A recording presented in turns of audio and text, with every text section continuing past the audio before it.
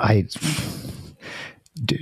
you do wonder, does anyone ever sit down and say, okay, look, this is really about oil, and how do you win back a relationship? The thing is, you can't. It takes time. It takes time. You can't. Just shoot some missiles and threaten people. You can get it done very quickly. So, do you think there could be a little bit of a war, a short, sharp war, the series of airstrikes?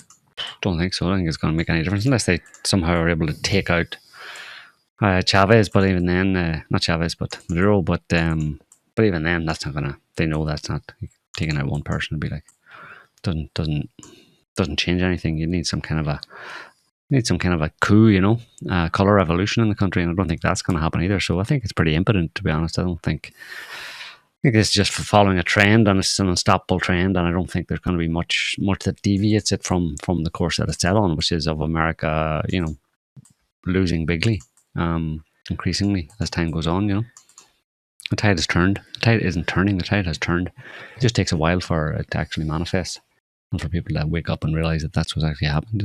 And only then does it all go pear-shaped. It's only when people recognize that it's happening. But as long as Trump can keep bluffing for a while and keep saying MAGA and we're doing the best we have ever been, you can probably tell how badly America's doing by just assuming the reverse of what just invert Trump's words every time he says, this is the best that America's ever been. We're winning so bigly. It's amazing. This is just the winning. I just can't take so much winning, that kind of thing. It's actually the opposite is happening. Yeah. So even but America's if they could reorient from a global policeman role to a regional power, they can't even do that. No. At least not in this case, because Venezuela is so antagonistic. Yeah. No, they spoiled the soup a long time ago. They no longer have. They spoiled the soup a long time ago. They don't have the political capital.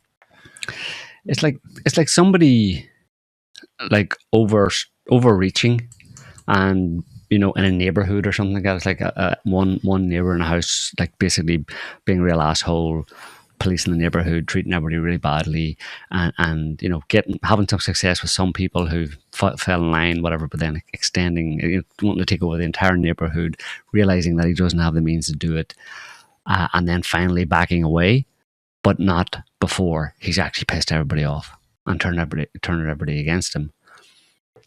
And then he leaves the house and sells it to some new neighbors, and those poor new neighbors are left with the stigma of being, you own that house. You're in that house with that asshole who tried to piss everybody off. And it stays. You know what I mean? It's almost like the family members move in or something like that. You know what I mean? But basically, there's a stigma that's attached to America right now. Like America has done enough damage already, particularly with countries like, I'm not saying everybody, because there's lackeys in Europe and all that kind of stuff who still are sucking up, and they've got Stockholm syndrome, the Europeans. But like certain countries in Latin America, obviously Russia, China, and quite a number of African countries and several Southeast Asian countries,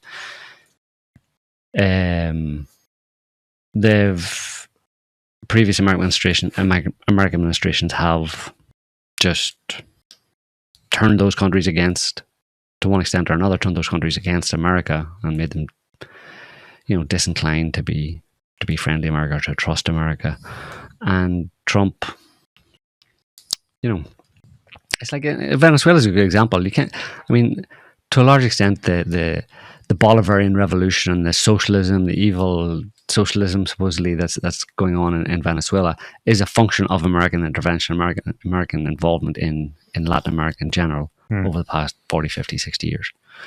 Created governments like the Maduro government and created rebellious and created a popular kind of mindset, a mindset amongst the population, an anti-American mindset amongst the majority of the population. And sorry, you can't undo that. Like, it doesn't matter if you're Trump and you come in and say, but he's not even coming in and saying like, he kind of is saying I'm a peace president and stuff, but when he does stuff like he's done the past week here, just confirms to those people that the face may change, but the policy doesn't, So it's kind of too late. Like, I mean, I mean, you have to suck it up. You made your bed, basically. And Trump would say, like he says, not my war. Ukraine's not my war. None of these wars are mine. None of these problems are mine. Well, they kind of are. Yeah. You know, and even not just as in terms of you being the inheritor of the legacy and the steward of the American ship, and therefore you take on its responsibilities and its crimes and all that kind of stuff. And if you want to make up for those crimes, then you have to actually do something concrete about making up for them, if you can. But Trump himself was like, in terms of Ukraine, talking about Ukraine not being this Biden's war and stuff, he keeps out in the same breath. He'll say this is Biden's war. It would never have happened. In his first term, he was the one who sent in all the Javelin anti-tank missiles to Ukraine, thousands of them, and he was on board. He was front and center in shoving weapons into Ukraine in his first term. Maybe because he didn't know what the fuck he was doing, which is probably very, very likely. So, and you know, Americans are, wasn't it Karl Rove supposedly said to Ron Suskind, we're an empire now. Yeah. And the rest of you will just study what we do. Yeah. That is, and I was thinking about that the other day, and how, you know, it sounded like,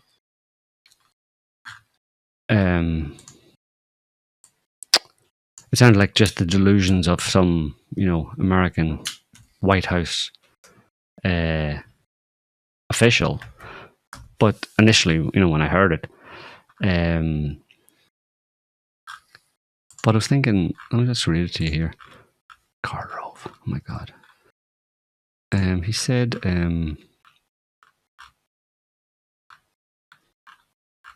the hell is it?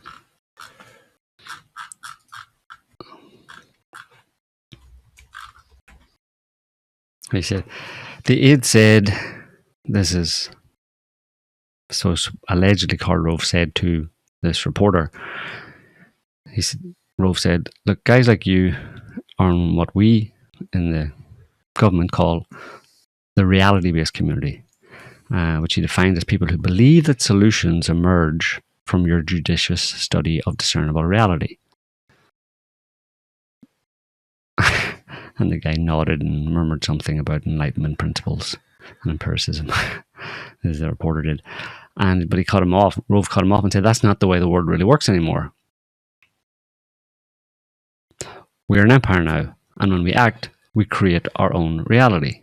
And while you're studying that reality, judiciously as you will act again, creating other new realities, which you can study too. And that's how things will sort out.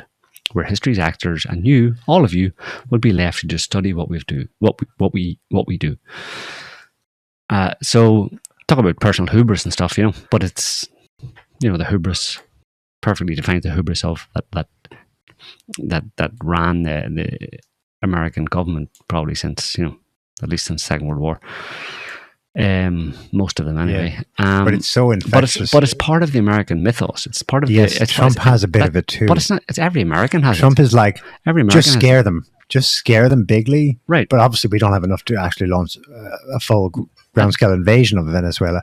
But we can spook them. The markets will rally, and I'll get Maduro on the phone on a back channel, and we'll say, "Oh, I'm not serious, but you got the message right." Yeah, Trump thinks Trump is a quintessential American in that respect, and he's the perfect example of that American mythos and the idea of the American dream and all that kind of stuff, which is pretty much basically what Karl Rove said. He was talking about from a political perspective, from a power politics perspective, but it filters down to the American people, you know, where it's whatever you dream you can be, you can actually be that if you just have to work hard, and you can. American industrialism and our entrepreneurial spirit, and you'll get there. Just whatever it is, you know, just say it and you'll have it almost, you know. Yeah. And that's maybe a more recent thing. Obviously, that's not necessarily the foundational mythos or ideology of America, of the founders of the country. But we know we're very far from that now. And I think this has taken over. This idea of the American dream has took over after the Second World War and has consolidated itself in the minds of the American people since then, to the point that it's part of how they view the world. That it's if you want it, if we say it, it's going to happen. You know, it's like Yeah, they see themselves as reality creators, you know. Well, it's interesting that he used the term reality creator, because that's literally a mantra in the New Age movement, which was born out of the self-actualization pseudo-psychology in the 1970s in the United States, which is that, how does it go? If you wish it to be so, you can will it into. I can't remember the New Age thing. You create your own reality. You create your own reality. Yeah. You create your own reality. Oh, Karl Rove literally, far from a New Agey, right? Yeah. He's a suit. He's a pending. He's a big political operator in the empire. He literally said, well, rather we are endowed with this special niche psychological ability to create our own reality. All the rest of you 8 billion plebs, no chance. Yeah. And that's hubris. Except that it does filter down to the average member of the population, you know, in a weakened, like obviously less belligerent kind of, or less self-important kind of way, maybe, or less megalomaniacal kind of way. But it still, I think, is part of the American mentality, that idea that the world is your oyster. It's a land of opportunity. Just whatever you want, just go out and get it. It's there for the taking. You know, it's just very different from a lot of other countries and the mindset, cultural and social kind of because they've been shaped by scarcity and wars. Yeah. And so they were just forced cooperation. You can't just get what you want and damn the others. So anyway, I think that's what Trump, you know, for me, that's kind of when Trump, when he, you know, talks about the America, how it is today and all that kind of stuff, he's infected in a certain sense with that mindset, which is just natural because it's pervasive in the US. And he thinks that if he says that the economy's doing awesome and America's the best it's ever been and all this kind of stuff, and we're going into a golden era of America, that's all influenced by that mindset of, if you say it, it'll happen. It will be so. The field of dreams. It's a bit of his narcissism in there. There is. For him particularly. Yeah, as well. Or especially. But you notice how that's his personality, let's say, but other people like Karl Rove, NeoCon types, all believed exactly the same thing, you know? Well, I mean, they were pathologicals too. Yeah, exactly, yeah. But they were worse. Because they were smart enough to kind of not be open about it, let's say, because that quote is, you should never have, you know, should never been become publicly known, you know, but it exposed the way those people think, you know. When you know, I don't know, blow up a boat and threaten Venezuela, that's enough to, you know, there's still the dream of American military might and American prowess and America's reputation around the world that I can still leverage, and people will fall in line behind it. But I don't think that's the way things work anymore.